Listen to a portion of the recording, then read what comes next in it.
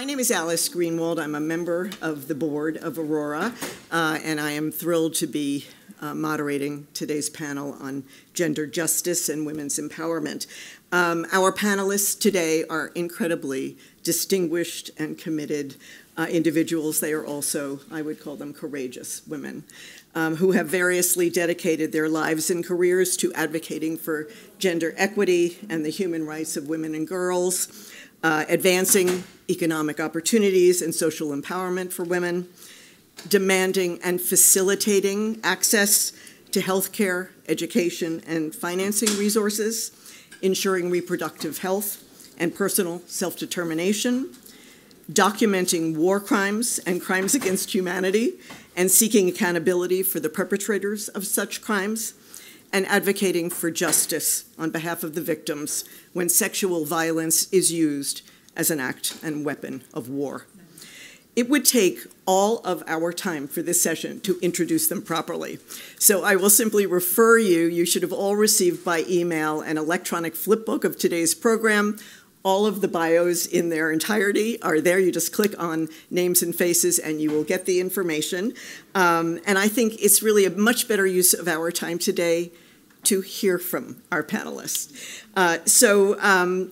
Without further ado, I'm going to ask that Zubaida Bai join me at the podium. She is going to be a keynote speaker. She is president and CEO of the Grameen Foundation. Following Zubaida's remarks, we will have a panel discussion that will run about 30 minutes. And after that, there will be, well, including a kind of lightning round of questions for our panelists. And after all of that, we will hopefully have time for some Q&A. So I will turn it over to Zubaida.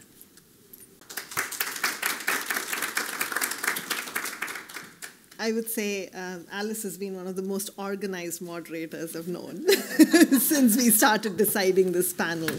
And I'm actually starting this panel with being a little bit disheartened because over the last year, I've always questioned myself that I speak in different rooms, different venues. I'm invited to various roundtables to talk about women, gender, justice. And most often than not, I just find less than a handful of women in the room and a handful of men in the room, and this room is no different, right? So thank you for the men who joined the conversation on gender justice. As I was looking at the definition of gender justice to talk to all of you today, I think the definition that made more sense to me, given the role I am in and who I am as an individual, the definition that came up that said, gender justice is ending inequalities between men and women that are produced and reproduced in the family, in the community, in the market, and in the state, right? And what are we doing to solve gender justice? I have a very nicely scripted speech from my team, but I decided I'm going to go away from the script and actually relate to this audience to tell you guys why is gender justice important to me? How do I show up in the world, and how do I welcome you into that journey, right? So for me, gender justice started, I would say, not very consciously, but when I was 10 years old. I remember being in my grandmother's house. My grandmother, my aunt, myself, and my mom, we were at home, and somebody knocked at our door and asked, anybody home? And my grandmother said, well, nobody's home, come back later. And I kept pulling on her dress. I said, why are you saying that? We're all here. Why are you saying that? That left me very disturbed, right? A decade after that, I became a mechanical engineer. I was probably the only woman in my class, the only woman on the floor. I was still invisible, right? That child in me, I had become the professional I wanted to be. I was still invisible because everybody would come at the floor to me and say, Zubaida, can you change the dimensions from 2 mm to 3 mm? To 3.2 mm, back to 1.8 mm. And sometimes I felt people were just giving me the same CAD diagram to change dimensions because they had nothing else for me to do, right? So I was doing all this every day on and over again. And I was like, somebody kill me. I can't do this anymore, right? Like, I fought to be an engineer. The first woman graduated from my family. The first woman. There was no other man who'd ever graduated in my family. And I was like, what am I doing with my life? So I ended up saying, well, I'm going to fight a little bit more and leave the country and specialize in something And I want to specialize in engineering because I want to build fancy cars. I own fancy cars, and that's going to be my ticket out of poverty. I'm going to bring my family out of poverty. So I fly to Europe, I become an engineer who has a master's in design. I come back to India, and lo and behold, I'm at the same table doing the same thing. And I was like, well, what's wrong? What am I going to do? And I quit my corporate job and started designing products for women at the last mile. I'll spare you that story on how that happened. But I started working in agriculture and healthcare, and I was designing products for women. So we're almost 15 years into my life. I'm at a sugarcane farm, and my job is to design a sugarcane detrasher, right? So I'm like, well, how do women use this product? How do I make this happen? And all I'm hearing from these women are issues that are beyond the tool that I'm designing. Most of these women in the sugarcane industry are asked to remove their uterus to come to work. And I was like, well, what does this even mean? Why am I hearing this, and why is it disturbing me, right? By this time, all my dreams of becoming a millionaire are gone. And I think I will go back to what Paul Polman just said. You know, he was defining courage as core, which is a Latin word, and it's what your heart wants and what your mouth speaks. And I think I'd come to that point where I was like, I'm going to fight for this. I'm going to figure out a way to make women more visible in design. So I started a company, and I landed on a problem of maternal and newborn health, where women were dying because of infections during childbirth. And I was designing products to save these lives. What I was actually doing was building a successful company that was making a lot of money. But in fact, what I was really doing was fighting the systems. I was talking to a room full of men about women's hygiene, reproductive health, that nobody was understanding. So 2 decades into my work, I'm still thinking about the invisibility of women, right? Where is the justice? Why are women still invisible? My life changed when I had become an expert in gender, when people started recognizing me as somebody working in gender, as a gender expert. And I was invited to go into a refugee camp at that point. I go into this camp, we're a gender expert, and all these women are trained in hair braiding, in cooking, in whatever. And we had these young girls walking up to me and saying, well, we understand that you're training us in entrepreneurship and you're a great entrepreneur. But we heard you're also a reproductive health expert. Can you tell us how we don't get pregnant? Because by doing the entrepreneurship that you're teaching us to do, we probably make $1 a day. If we sell ourselves, we make more money than that. Just tell us, how can we make more money and get out of poverty faster? Just tell us how not to get pregnant. Well, that was a blow in my face. The same refugee camp, I was there for 4 weeks.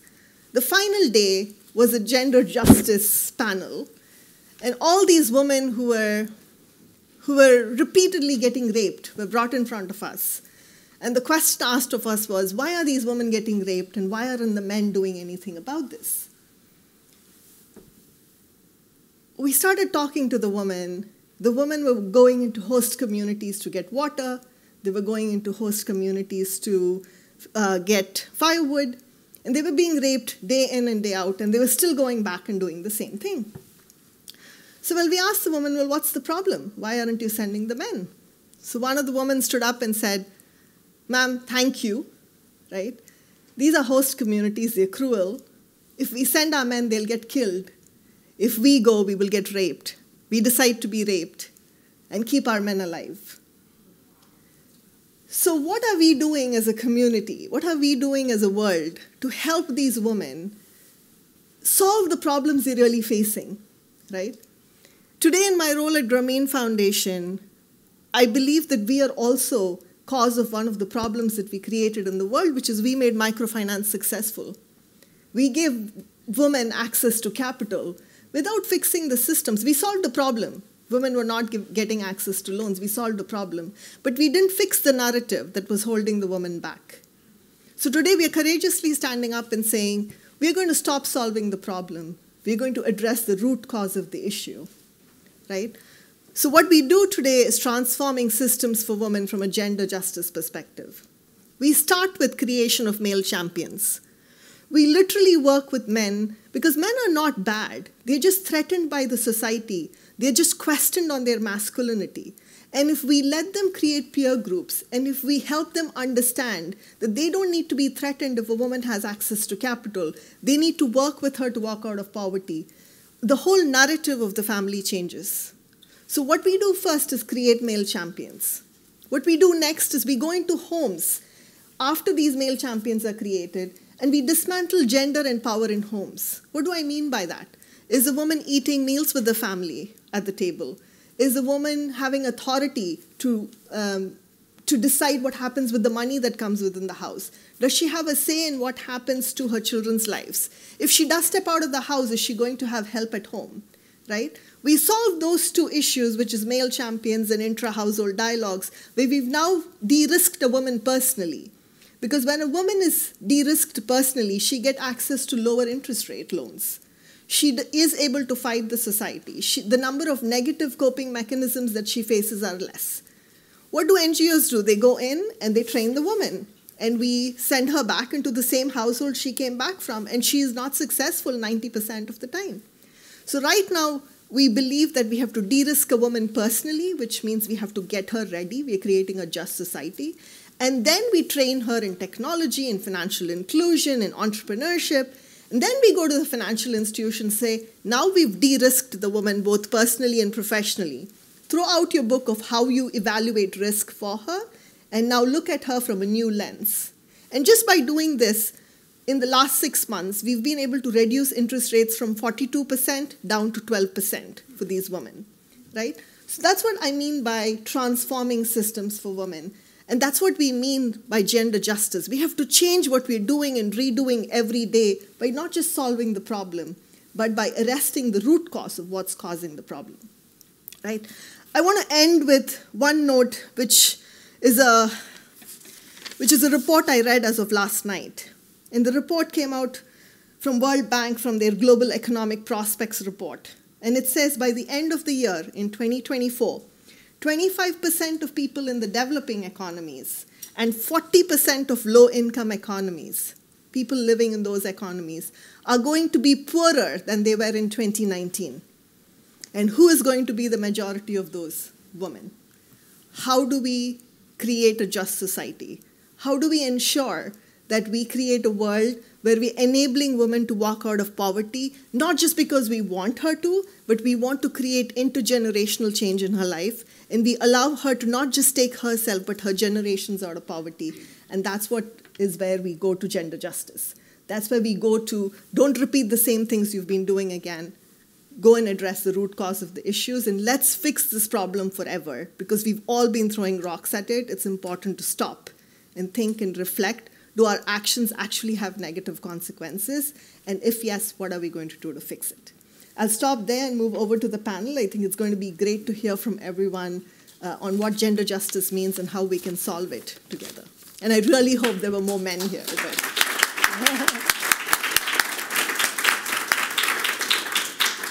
Thank you, Zubaida. Your energy and your clarity of focus, I think, are inspirational, and we are so fortunate to have you on our panel. So the way this is going to work is I'm going to start the discussion by asking each of our panelists a question. They will answer from their experiences and their expertise. And then we'll do a lightning round where I will throw out a question. I'll ask one person to start, but there'll be more interaction. So we're gonna pick up where Zubaida left off. You spoke about it a little bit, Zubaida, but you're a social entrepreneur. And you actually, through your organization, I hope I'm pronouncing it correctly, Eyes.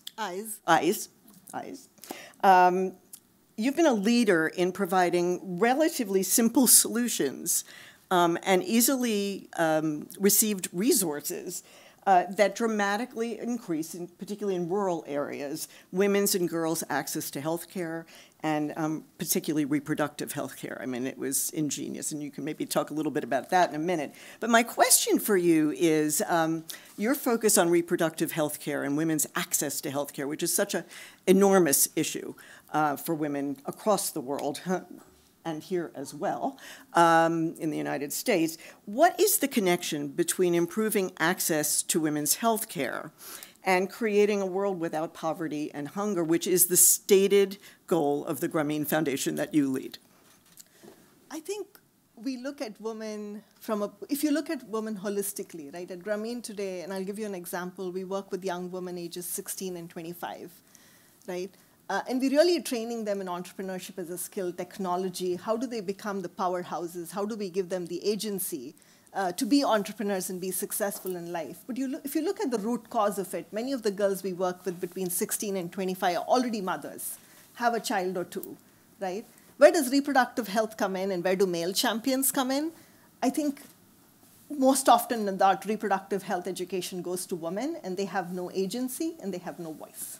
By bringing men into the conversation through Grameen, we are actually giving the family the authority to decide what do they want to do, how many children can they have, and what is good for their children in the future, right? So I believe that walking someone out of poverty and ensuring that they have enough agency and resilience to ensure that their family stays out of hunger, reproductive health is a core part of it. Because if a woman does not have agency, she's not going to have anything else in life. And a core part of Grameen's work in terms of walking women out of poverty is creating agency for them, and reproductive health is a core part of it. Thank you. That's a terrific answer. And just to make everybody really nervous, there's a countdown clock here. And I should have mentioned that so that we stay on time. Brief answers, just like you did, Zubaida, is perfect.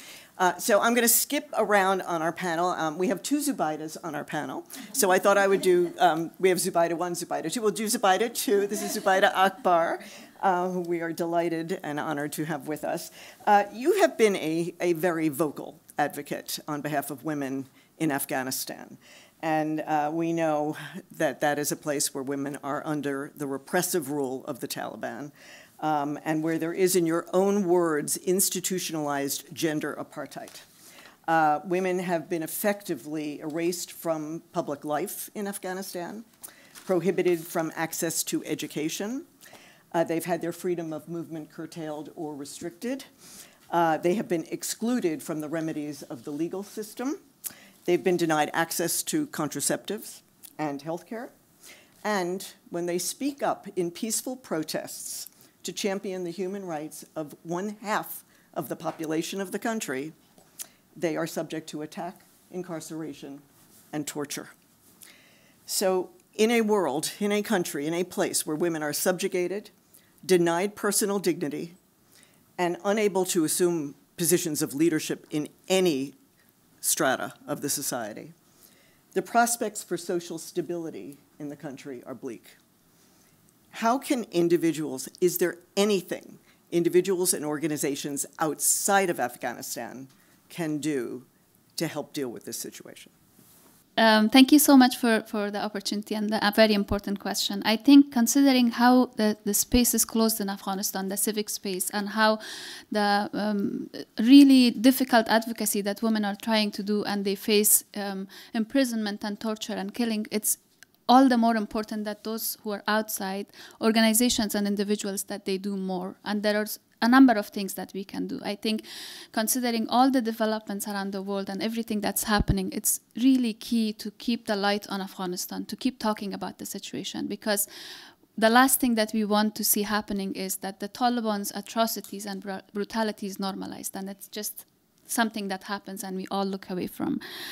The other thing that's really important is to listen to women of Afghanistan and to elevate their voices and to elevate the work of their organizations. There are many women human rights defenders and activists outside the country who are trying to continue to work for human rights inside Afghanistan, to support women that are inside the country. Their work needs to be supported and elevated, and they need to be listened to. It's very important. And also to listen to Afghan media that are talking about the situation.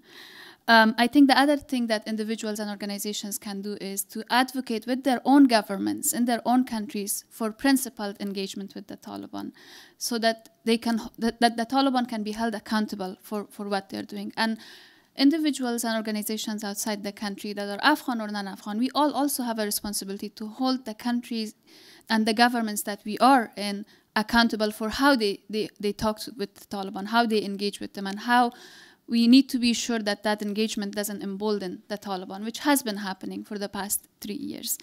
And then aside from these things that we can do, I think there is the path of these legal paths. And other accountability mechanisms that can be utilized. For example, the codification of gender apartheid. Women human rights defenders inside the country and outside have been referring to the situation in Afghanistan as gender apartheid. This has been a key demand that the situation is labeled as gender apartheid by the UN and by key stakeholders. This is something that can be supported, and we can advocate for it. Legal proceedings at ICG and ICC is another area where we can advocate for. These are long-term. We might see the results in the longer term if they do happen, but they're important, and they're important because we do not want extremists like the Taliban feel emboldened in other parts of the world. What we are going through in Afghanistan, what women are experiencing in Afghanistan, it can happen to anyone, any woman in any country, and it's best to stop it right now, and it's best to not let them get emboldened now. Thank you.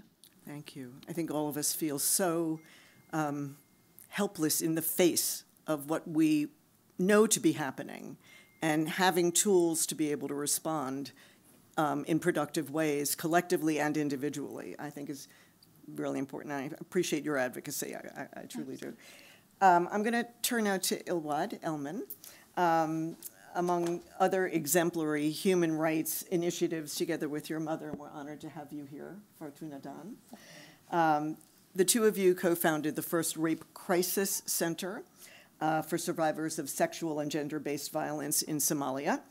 And you restored dignity to these women and empowered them by providing counseling, health care, economic opportunity training, and housing support, as well as all of the ways that they might achieve, as we heard from Zubaida Bai, economic independence, which is key to self-determination. And in addition, through the Elman Center, for the Peace and Human Rights Center in Mogadishu, you designed programs on a very different plane to disarm and rehabilitate child soldiers, most of whom are boys, if not all of them. And my question, I actually have two questions for you, Ilwad. First, I'll give you both of them and you can answer them in whatever order you want. Do you see an interrelationship between violence against women and forcing children to kill? That's question number one. And question number two is, how have your efforts led to changes in government policy, as well as more broadly, and again, this moves somewhat to where you were speaking, Zubaida Bai, more broadly to the evolution of social norms so that things actually can change, because they won't be considered normative? Well, thank you very much, Alice. I hope you can all hear me well. It's an honor to be on this panel. For the first question, yes. Very briefly, the two are intrinsically interconnected. Where there is systemic violence against women, there's also an environment where children experience, witness, are exposed to women's subjugation, violence against women, abuse, and it becomes normalized. And that's what we see in Somalia. So we do see a correlation between violence against women and children being recruited either forcefully or voluntarily into armed groups and being forced to fight. In Somalia, that is very clear in our work, and why we also address the broader environment in which we operate, and not just looking at providing reprieve or services to women and children, but looking at how to dismantle the systemic violence that's happening. The Elman Peace Center was founded in the early 90s, and when the war began, the work that my mother and my late father started was heralded under a campaign called Drop the Gun, Pick Up the Pen. And it was focused on young people, children and youth, that were being co-opted into the armed groups and the warlords of the time. For the last 33 years, we've seen women and girls being the spoils of war. In 2010, we started our first Rape Crisis Center. It also came at the same time of a humanitarian crisis where hundreds and thousands of women with children in tow were all coming to the nation's capital, Mogadishu, in desperate search of food and aid, and were flocking to the internally displaced people's camps. While they sought aid, it was very commonplace at that time to see military vehicles stationed outside of internally displaced people's camps, not to protect them, but to loot the aid and the food and the shelter kits that were being provided to them. And it was so rampant, an open secret for everyone to see women and girls being raped on a daily basis, and there wasn't a single service or a hospital that we could refer them to. The Elman Peace Center at that time was focused on monitoring, documenting, and reporting on human rights violations. And when we realized we were just reporting woman after woman being raped and not a single place to refer them to, we began to generate a conversation about sexual violence that never before existed in Somalia. And with the humble $5,000 that we raised with friends and women and partners around the world, we started our first rape crisis center. And we saw at that time in 2010 a foot traffic of 30 women in one day. We had to import the post-exposure prophylaxis treatment for their care. At that time, rape was so normalized that the president at the time even held a press conference saying that rape does not happen in Somalia. It's against our culture, against our religion. It is defaming our entire country, any organization who speaks about it. So you can imagine in that context where it's become so normalized to see children also beginning to inherit these toxic masculine traits, believing that it is part of their role and as they're being brought up to continue the cycle of subjugation. The children that we support in their rehabilitation and reintegration sometimes come to us as young as 9 till today in our care centers, or sometimes we're treating them at 20 or 30, having grown up in war, all the while having normalized the violence against women and girls. So we recognize that our work can not only look at individual recovery, we provide safe houses and healthcare and so forth, but we need to address social norms. Yeah. And we are seeing some progress in that right now. From 2010, when we couldn't even speak about sexual violence, to where we are today, where we have a sexual offenses bill, where we have a growing legal framework and an entry point for accountability, where we have a women's movement that is no longer being silenced. We are seeing that, like Zubaida mentioned as well too, we can't just look at women as victims or spoils of war, but their agency also is dependent on men championing their rights and their protection alongside them. And together we are seeing that we can create new positive identities when we look at these issues from a whole of society perspective. And we're seeing that while we provide services for women and survivors of sexual violence and work with men and traditional elders and the government, that the two issues can both be addressed, but it requires a whole of society approach. So there's a lot of progress that we're seeing now that has started from the grassroots, both from a legal perspective, but also from a social norms and attitude change. Just to give some context, Somalia, 80% of the population is under the age of 30. 33 years of conflict. Our average age is 16.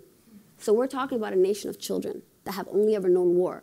So when we're talking about change being possible, one, it very much is because the nation of children, and we know how malleable their minds are and how much change can happen when we engage the youth, but how much that is also dependent on teaching new behaviors, on addressing an intergenerational trauma, on looking at breaking cycles of violence and having the institutions to protect and provide justice.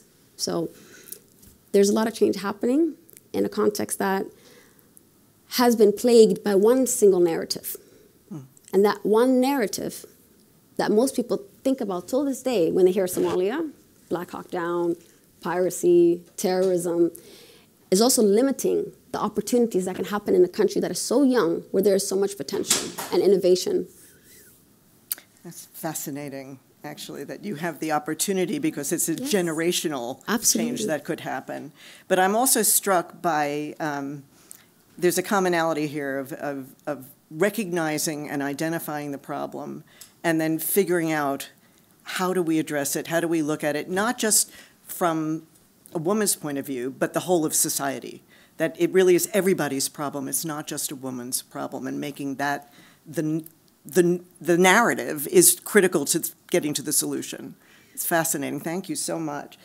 So we'll turn to Janine di Giovanni. We're in a different universe now, but related. You have been a war correspondent. You have had a front row seat to some of the worst stages in the world, reporting from conflict-ridden regions and countries unflinchingly, the Balkans, Africa, the Middle East. You've reported and witnessed genocide, warfare, and armed resistance movements. And now, most recently, you are head of, your CEO of an NGO, the Reckoning Project, where you are working to gather evidence of war crimes in Ukraine in real time.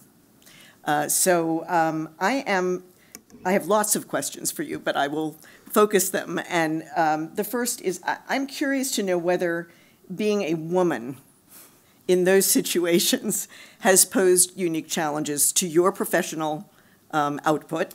You're a journalist reporting from inside war zones at one point in your life. Now you're on the ground collecting war crimes evidence. That's a piece of the question. The other piece is whether you think your perspective as a woman has had an impact on the character and the quality of first your reporting, but now also the work you're doing in documenting war crimes. Okay, thank you so much. Two good questions.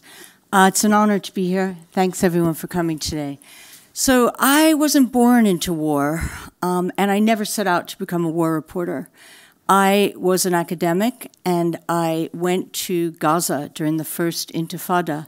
My mentor was a Jewish lawyer who at that time was the only Jewish lawyer representing Palestinians in military court. And she said to me, if you have the ability to go somewhere and witness it and bring back the voices of those who do not have a voice for themselves, then you have an obligation and a responsibility. My life changed forever. It literally, everything, every aspect of my life, personal and professional, shifted. It was as though I walked through a door that I could never go back again. I spent 3 years there. I wrote my first book, and from there I went to Bosnia. And many of you are too young to remember the war in Bosnia. Some of you might remember it. It was a hideous war, a backyard war where neighbors turned on neighbors, where 16,000 women were taken to rape camps, systematically raped up to 20 times a day to get pregnant with the sole intention to get them pregnant, to break the gene pool.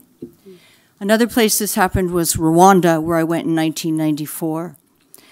Unfortunately, in my life, I have gone through 18 wars and 3 genocides: Srebrenica, Rwanda, and the Yazidi slaughter. And now I believe we are witnessing another one in Gaza.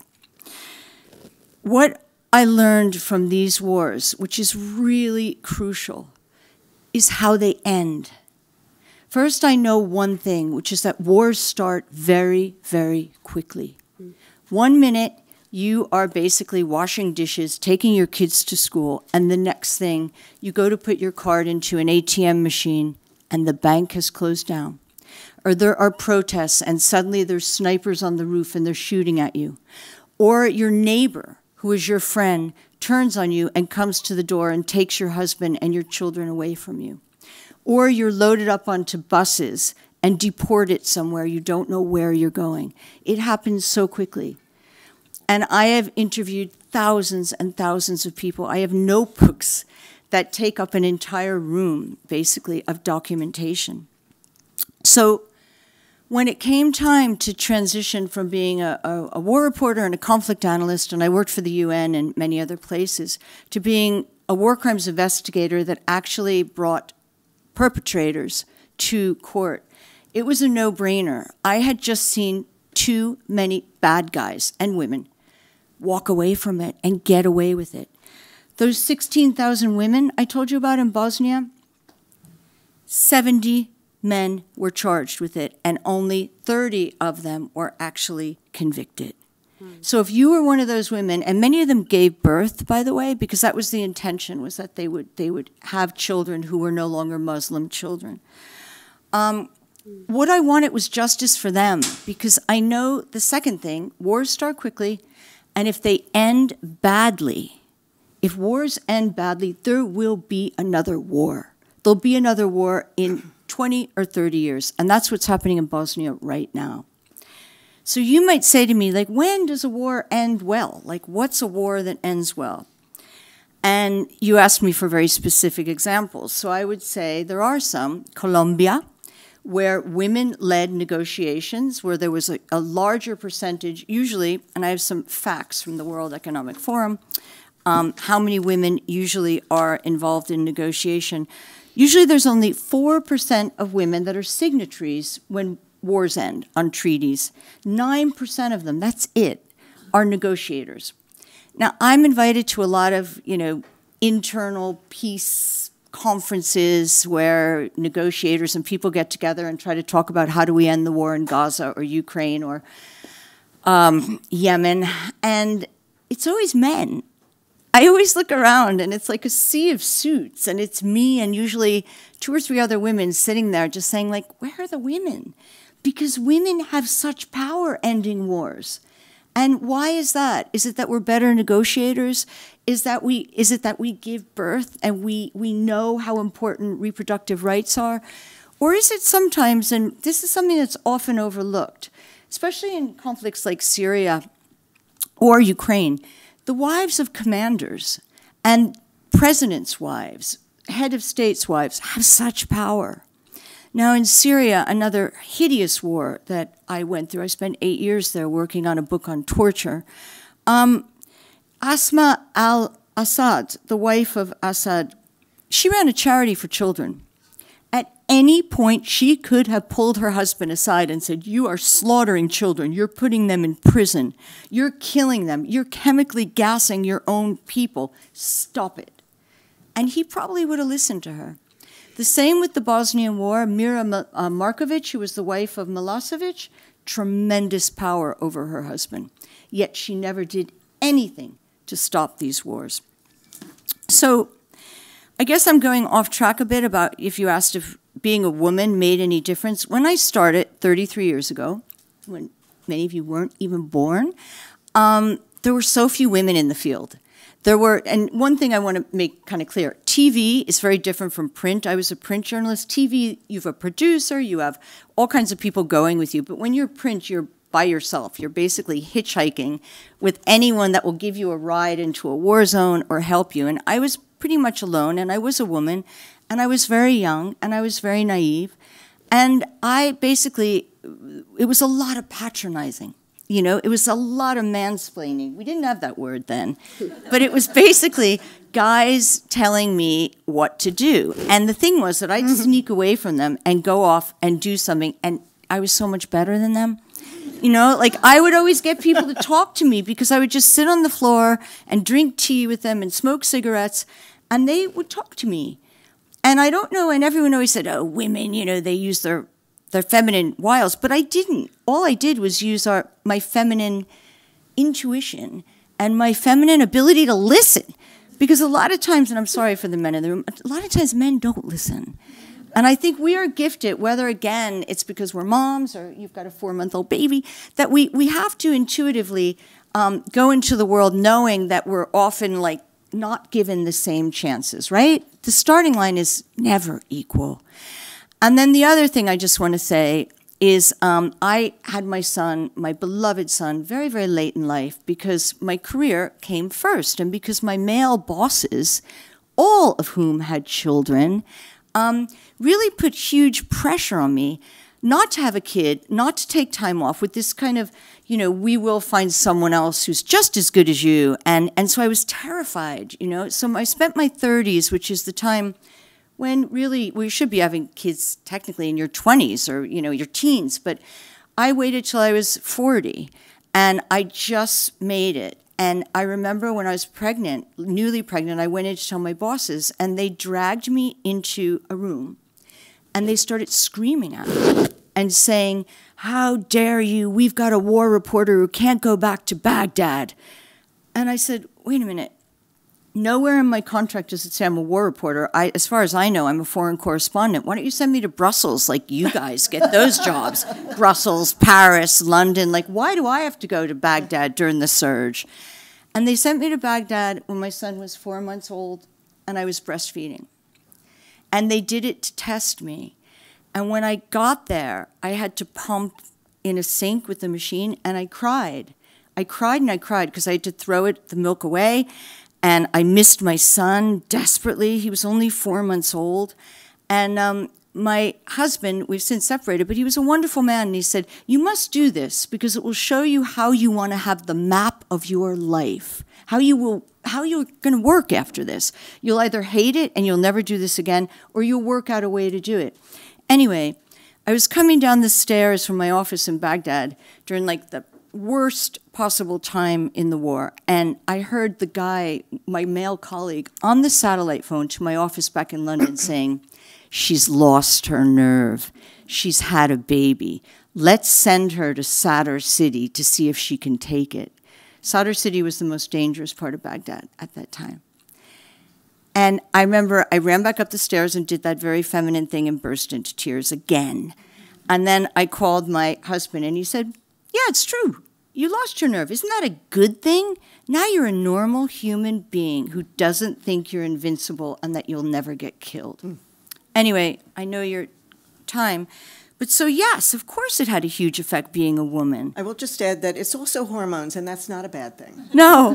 You know. And then we didn't even talk about sexual harassment in this career, but that was a whole other thing. I honestly think that this session, we could go on for hours, because there are so many facets to the issues. But we're going to go into what I call the lightning round, which is I'm going to ask a question and start with one of you, and then anybody can jump in or not, as you choose to.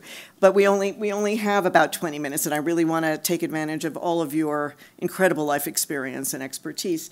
But you started talking a little bit about something that I really want to talk about, which is how we get women to the table.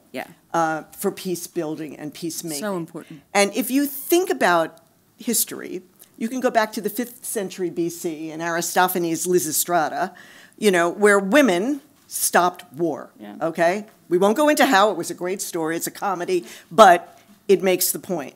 And you had Las Madres, the mothers of the Plaza de Mayo in Buenos Aires. To this day, grandmothers are walking for the disappeared.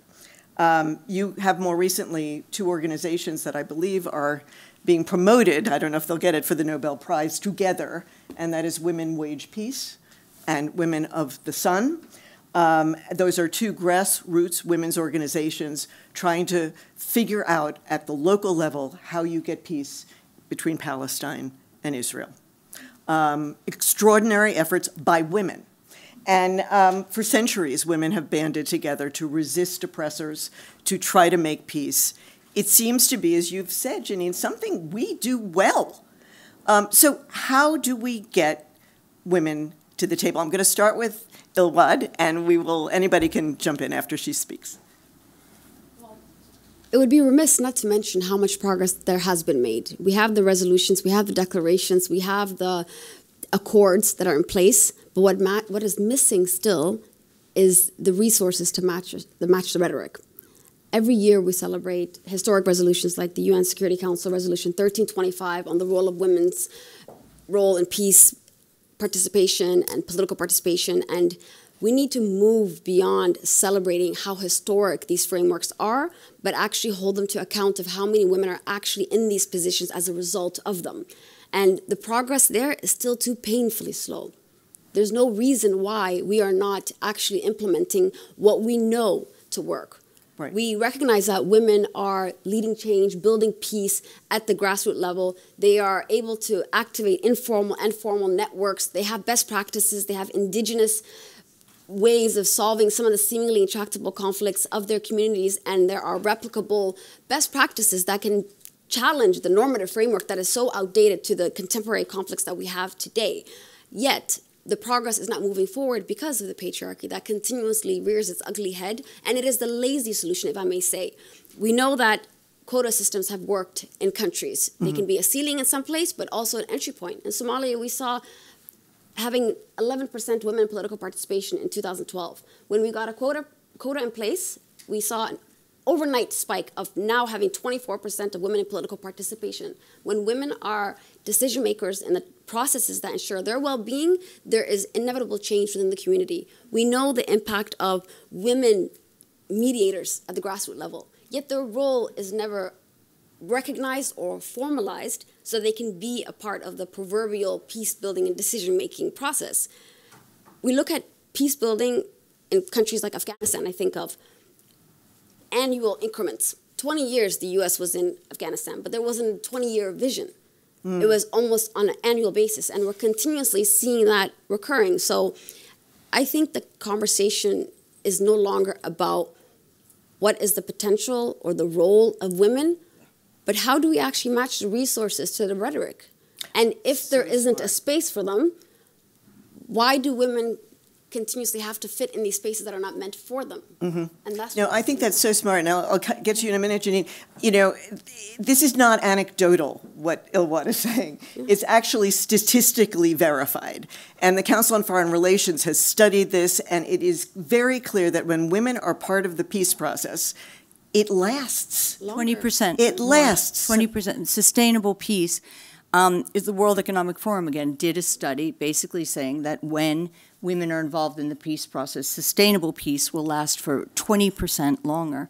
So your question, Alice, was how do we get there? Mm-hmm. And I think I think Track 2 is really an incredibly useful tool that is not used enough. And I remember, again, back to the Syrian war, going to Geneva 1, Geneva 2, which were the trying to end the war. And again, looking around, there were no women there.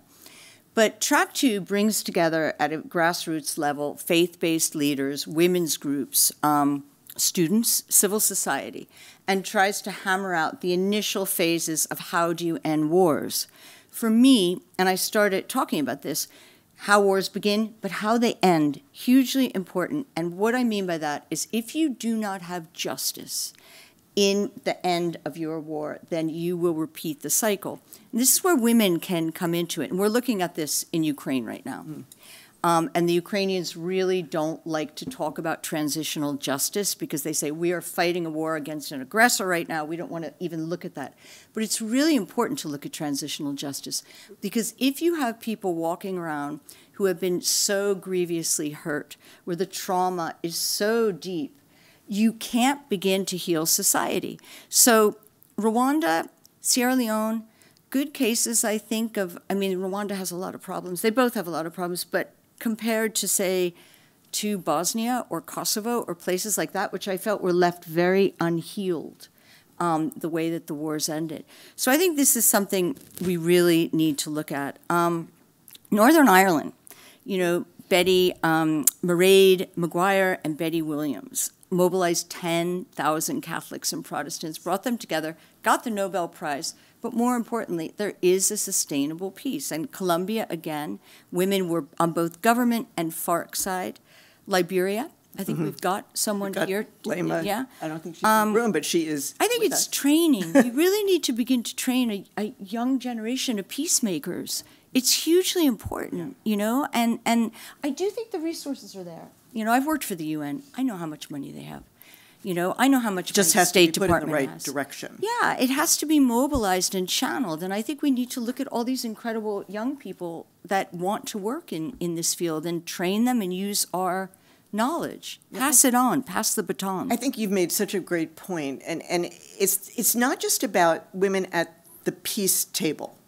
It's that the peace that you achieve leads to greater social stability. And that's where women really make a difference.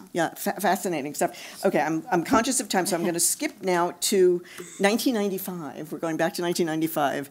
And that year, Hillary Clinton went to Beijing for what was the 4th World Conference on Women. And she made a statement that has become legendary. It was groundbreaking at the time.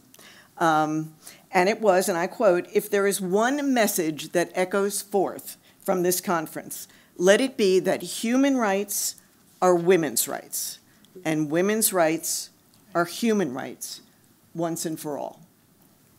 That was 30 years ago. From where you sit now, and we'll start with Zubaida Bai, have we made any progress at all? And if so, in what areas?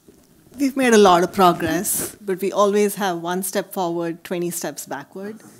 And really in this conference, no offense to any of the panelists or anybody here, I'm hearing this statement every single time, not just this conference, every conference I go to, women are raped, women are raped. It's freaking men who rape the women are not raped, right? So we try to always put the blame on the woman. We put her at the center of the problem. We need to stop this.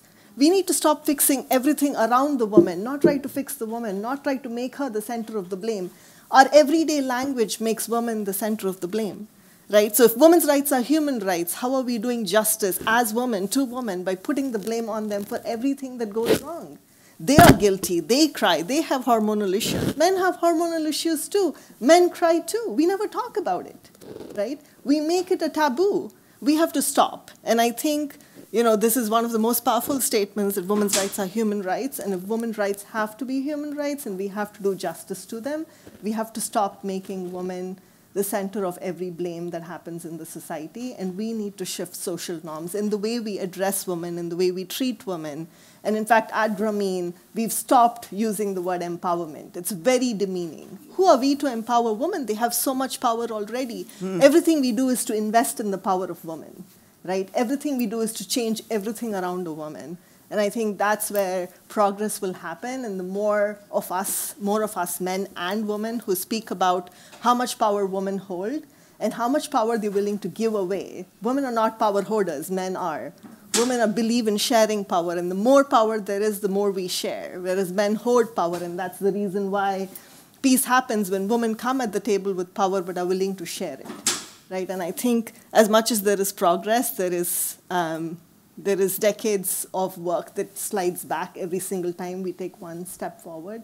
I think we all really need to change the narrative, and that will start with putting the woman at the center of the power and not making her the problem. And also having the right language. And having the right language. It's so important how we frame things. Anyone else want to?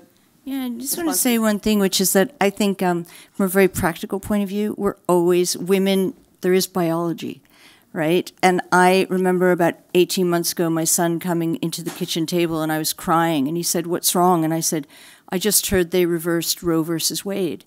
And I just felt like my, everything, all my forebears, feminist forebears had worked for had been destroyed in a morning. And I just want to say to all of you that will be mothers or are mothers or might never be mothers, the guilt for working women is never going to change. I think all of us that do this, there is a balance. And it's impossible to achieve, to have everything. And I always say this to young women. I used to say it to my students when I taught at Yale. You will never be able to do everything. So you've got to be gentle on yourself, because we can't be peacemakers, ending wars, reporting wars, great mothers. We're going to mess up at some point, and that's okay. And that's just something, it's a very different thing from talking about theoretical rights of women. And it's just, we've come a long way. We have to be gentle with ourselves, too, because it's really tough being a woman. It's really tough being a working woman. It's really tough being a mother and a working woman, and a single mother trying to earn a living, a woman living in poverty. So I think we need to our expectations for ourselves, sometimes you got to drop them a little bit and just be a bit kinder to yourself. I'm going to move it along, and actually I'm going to ask you, Zubaida, a question that others can join in, and then we'll hopefully have a few minutes for Q&A. We've heard a little bit about this. We heard a little bit about this from you, certainly, Janine and Zubaida Bai, but how have your personal life experiences led you to your advocacy efforts now? Sure.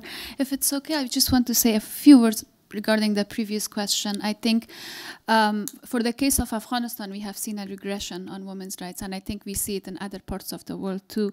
Just an example, before the Taliban came to power, 21% of the civil servants in Afghanistan were women, 16% were in senior management. Now there is none. 28% of the parliament in Afghanistan was women. We don't have a parliament anymore. 100,000 women were enrolled in universities, in private and government universities. Now university level education is banned for women in Afghanistan. So I think for the case of Afghanistan, there is severe regression on women's rights, but in other parts of the world we see that too.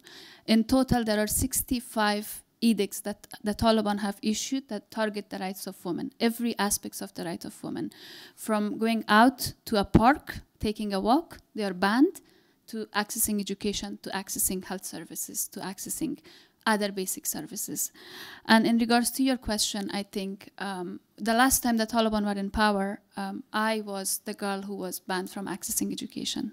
So my family decided that we migrate so that I can continue education, because that education is like key for Afghan families. It's something that we value and we cherish. It's a cultural value, a religious value, and it was taken away from us. Now, many, many years later, that same thing is happening. History is repeating itself for the women of Afghanistan, and women are banned from accessing education again. And I think that impacts my work, because I have that lived experience of, going through that myself. I remember a Talib soldier lashing a woman at her feet because she was wearing nail polish. That's happening again today in Afghanistan. And people are slowly turning their eyes away from those realities and everything that women are going through. And I want to be able to keep talking about it, if nothing else. If I don't have the power to change things, I just want to say, don't forget that women in Afghanistan, for the sake of being women, are getting lashed, killed, tortured, and are being erased systematically from the society. Thank you. Anyone else want to take that question? Okay. If not, I will add one thing, and then we'll do the questions. If you were at the program this morning and you heard Dennis Mukwege, one of our potential laureates this year, speak, it reminded me of a conversation I had with him in Yerevan a few years ago at an Aurora event. And I went up to him. I was so blown away by him, and his story, what he's done.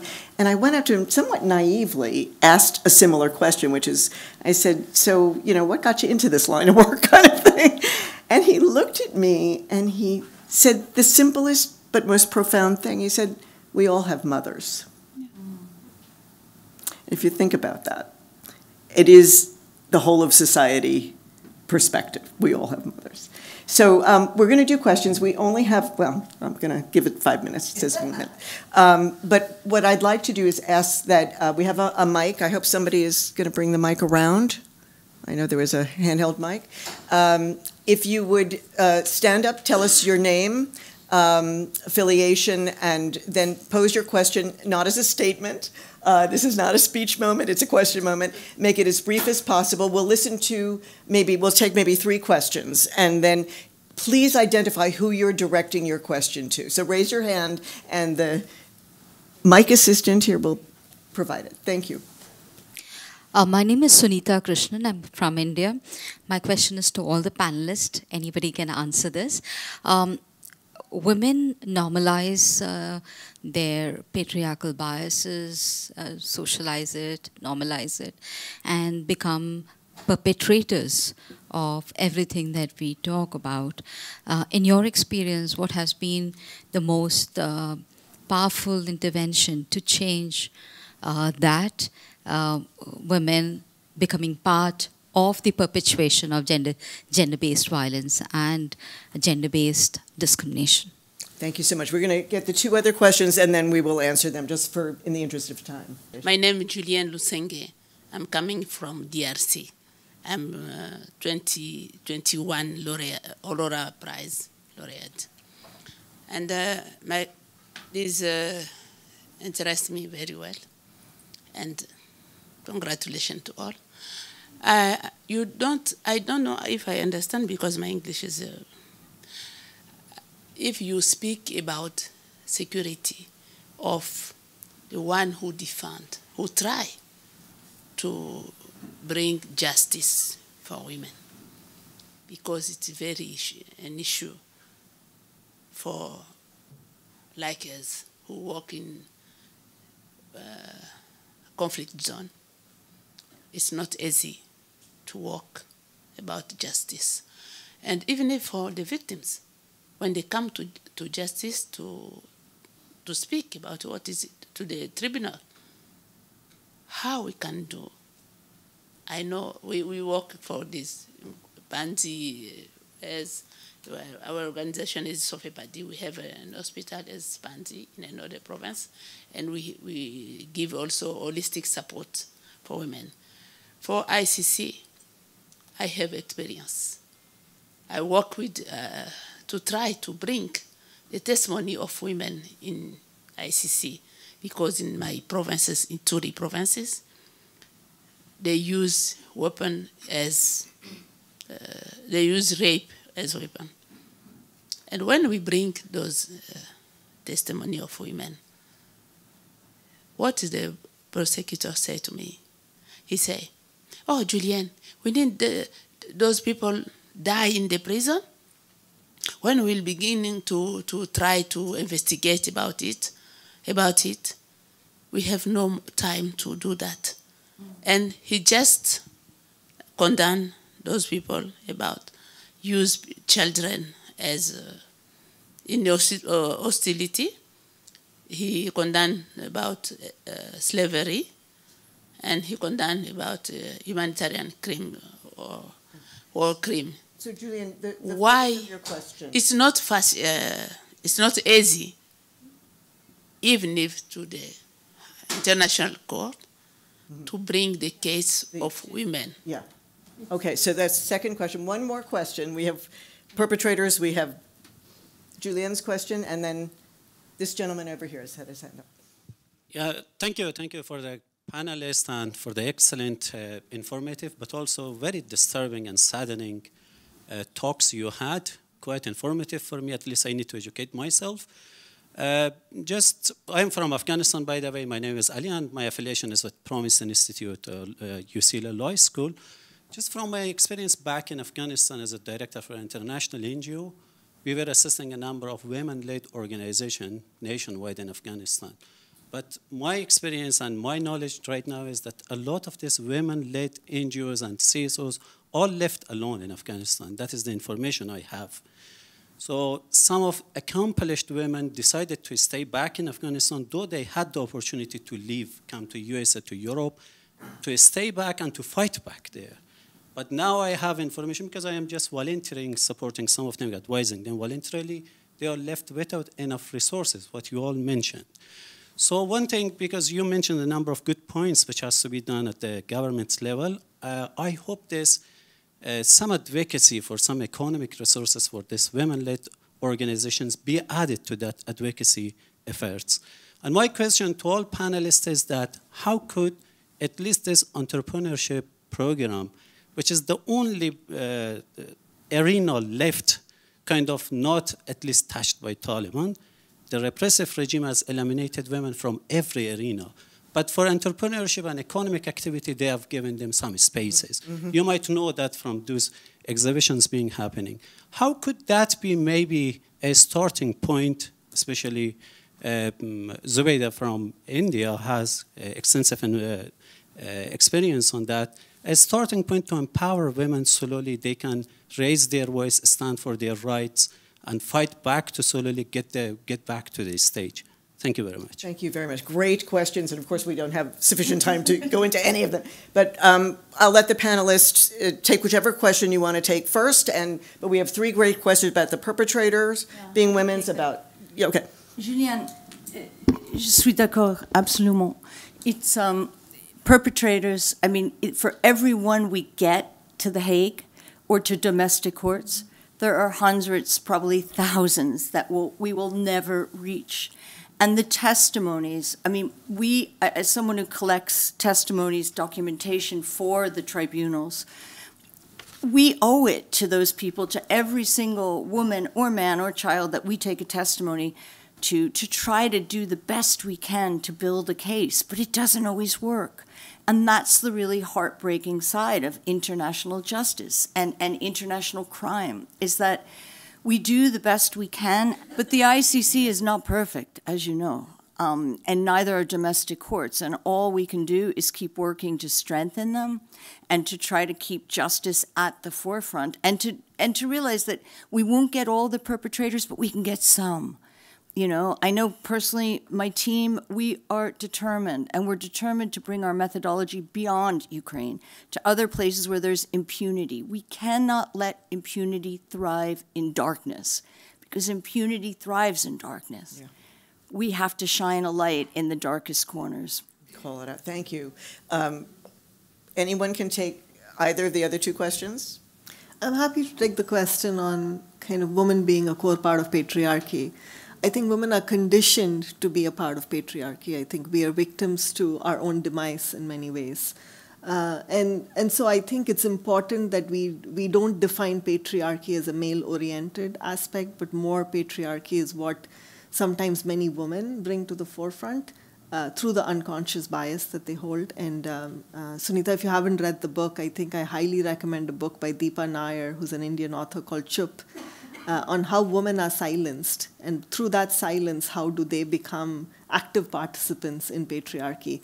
And the reason the society silences women is because they want them to be a part of patriarchy, right? So women are conditioned to be that.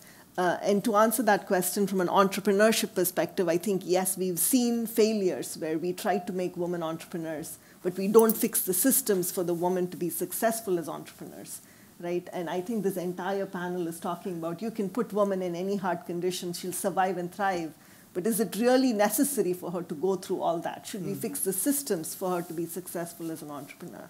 And I would say that, yes. It's more important than women having entrepreneurship opportunities, that they have male champions, that they have systems supporting them, that they are not continuously fighting the negative challenges that are thrown at them, and they have an agency in the world where they can stand and show up with their full potential.